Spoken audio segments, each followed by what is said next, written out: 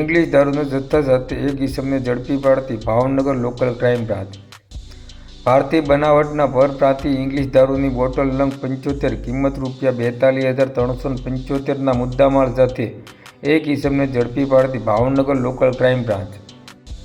તારીખ 26/11/2024ના રોજ Bhavnagar LCB police સ્ટાફના માણસો ભાવનગર તળાજા પોલીસ સ્ટેશન વિસ્તારમાં પેટ્રોલિંગમાં હતા તે દરમિયાન બાતમી મળેલ કે ગોરકી ગામે રહેતો વિશાલ છનાભાઈ ડોડિયા તેના રહેણાંકી મકાને ભારતીય બનાવટનો પરપ્રાંતીય દારૂ રાખી વેચાણ કરે છે। જે બાતમીના આધારે રેડ કરતા ભારતીય બનાવટની ઇંગ્લિશ દારૂની bottle for sale in Madhya Pradesh state only લખેલ કંપનીની સીલપેક બોટલો મળી આવેલ તેના વિરુદ્ધ ભાવનગર તળાજા પોલીસ સ્ટેશનમાં પ્રોહિબિશનની અલગ અલગ કલમ મુજબ ગુનો દાખલ કરી આગળની કાર્યવાહી હાથ ધરી છે।